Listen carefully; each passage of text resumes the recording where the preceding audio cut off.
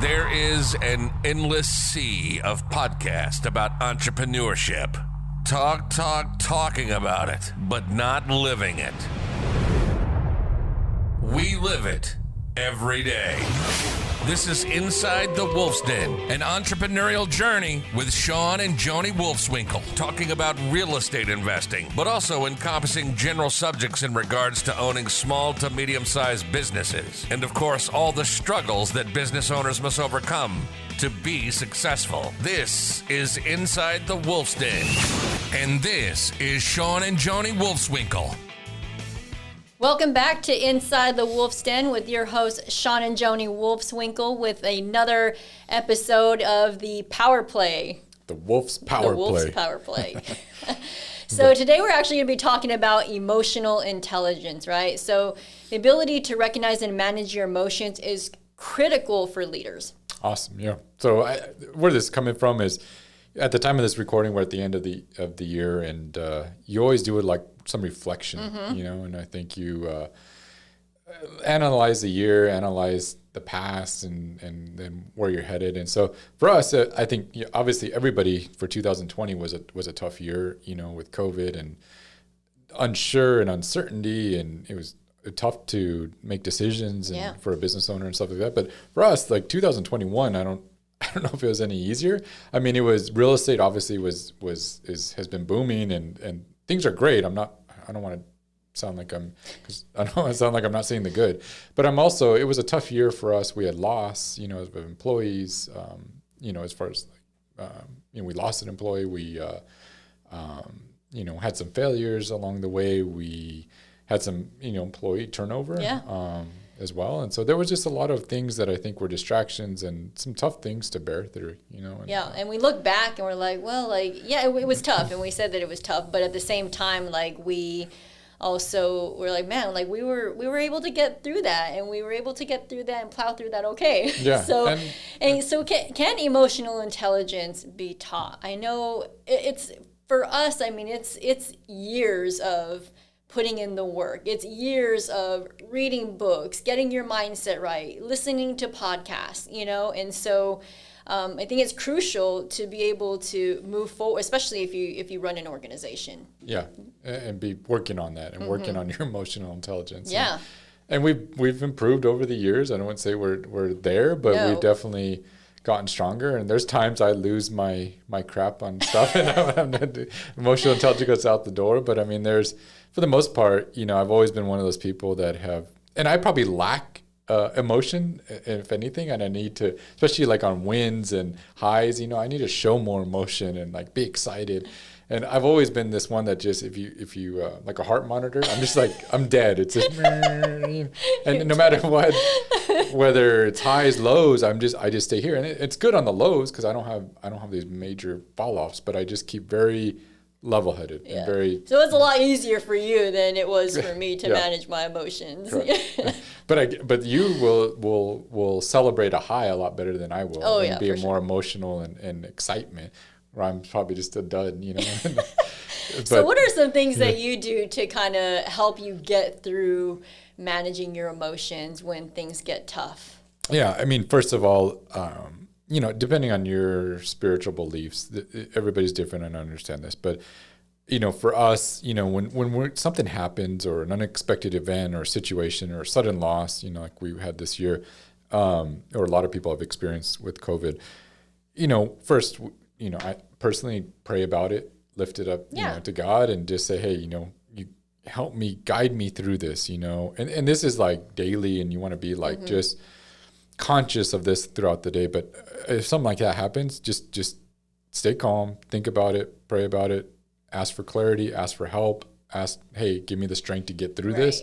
And that's where I start. Even time with just meditating, or, just sitting alone with no distractions. I know for me, it sometimes helps me to calm myself down so I can get my thoughts right. Yeah. Right. Because the first, it's, I think, with anybody, the first thing you want to do is overreact. Correct. And speak before you think, and then you say it, and you're like, oh crap, I shouldn't have said that. Yeah. I shouldn't have said it that way. right? So first stay calm, don't make any sudden decisions, and just give yourself time to process it. So no matter what it is, I think we had a surprise turnover, this year, and it was like it comes out of left field because you're not expecting it. It feels like your wife came home and asked for a divorce. And you're like, what happened? What did I do wrong? We were okay yesterday. Well, I don't get it. But in those situations, you just stay calm. You're like, hey, it's never as bad as you think it is initially. It never is. But it seems like the world's falling apart at that time.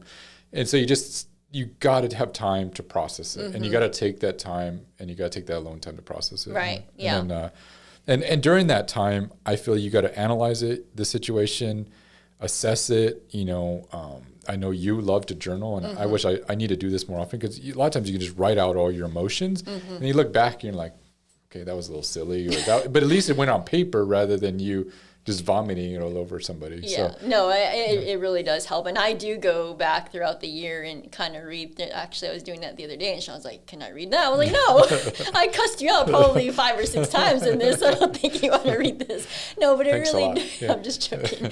But it really does help you, get your thoughts out on paper and really kind of, I don't know, process it. It helps you process it. If putting it all on paper helps a lot, no matter what you're doing. But just putting it out there, and then you have time to reflect on it. You can reread it. Are those emotions like real? Are those just spur of the moments? And then sleep. After you sleep on it, you can reread it, and like a lot of times you've calmed down by then, and it's not as big a deal. And this also helps with kids as well. I know that our son Lucas, he's sometimes doesn't know how to express himself and express his feelings. And so one thing that we had him do was write it out, right? And so it really helps him to communicate with us on how he's really feeling as well. So if you're a parent, practicing that with your children really helps as well.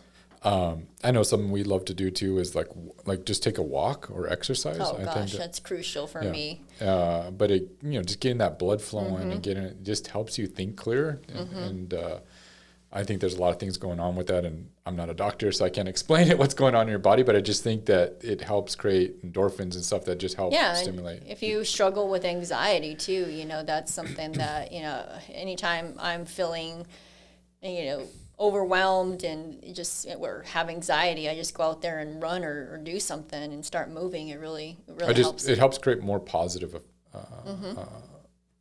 thoughts and emotions. So, get out, exercise. I also love to, when I'm needing to think about something, driving. I know it sounds crazy, but just getting out and driving for a little minute.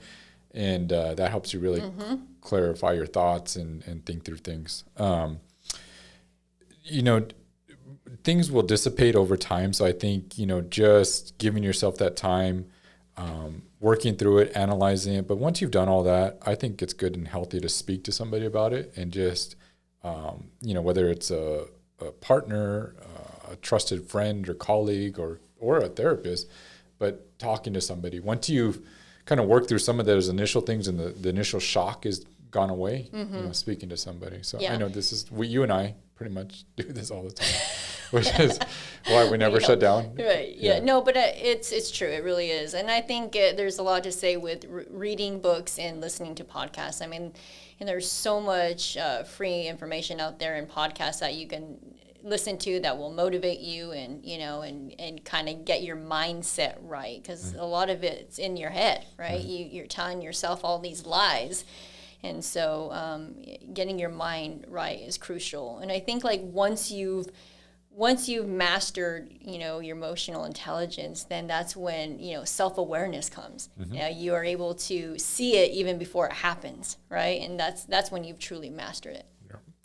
And so if you've gone through a situation and like Joni said, and you've analyzed it, you've talked to somebody, you've gone through a lot of scenarios, you've listened to maybe topics related to this and kind of got, okay, I understand the situation. I understand what happened. I understand what led up to this. Now let's build a plan and steps to take next steps. And so I never want you to leave with just getting it under control and not put together a plan and action and take action against something. So whatever it is, like we said, the different scenarios and different situations, but eventually you got to come to a point where, okay, I understand what's happening. I understand what I need to do. Now it's here's time how to take here action. and go ahead and write it down again. Like, here's the steps we're going to take, and who's going to do it, and by when, and let's take action and go after it. Yeah. So, and then just execute on that plan. So take it again. We're big proponents of taking action, and so no matter what was dropped on your plate that day or in your life, hopefully these steps will help you get through it, and then you'll take the next steps to solving it and resolving it. Right. And the last thing I'm going to say is, like, having emotional intelligence, it really helps with also your communication skills too, communicating with your organization, your staff, and then also conflict resolution. You're able to solve problems a lot quicker. So awesome. Thank you for that. So hopefully that was your quick Wolf's Power Play for the week, and I hope we added something to you guys and help you get through whatever you're going through. And so, again, Joni and I, we're always here for you, any of our listeners. We're always an open door and just a phone call or an email away. So if you have any questions, going through anything, maybe we can put you in touch with the right people or help you through something. So please feel free to email us. It's info@thewolfsden.com. Inside the Wolf's Den. InsideTheWolfsDen.com. And or send us we're on all social media platforms. We'd love to hear from you. Please share this if it can benefit somebody out there. And otherwise, we'll see you all next week, next year, maybe. All right. I hope to see you next year. Well, we're right at the end of the year. So if you need anything, we're always here. And thank you for supporting the show and listening to us. Take care, everyone. You've been listening to Inside the Wolf's Den, an entrepreneurial journey with Shawn and Joni Wolfswinkel. Tons of entrepreneurial podcasts are out there. Talking. But Joni and Shawn are living it every single day. Their portfolio now includes many franchises and medium-sized businesses. We talk about the trials and motivators of successfully running a business. Join us again soon for another podcast. But until then, reach out on the website at InsideTheWolfsDen.com, on Facebook at Inside the Wolf's Den, on Instagram at Inside the Wolf Den. We'll see you again soon. This is Inside the Wolf's Den. We'll see you next time.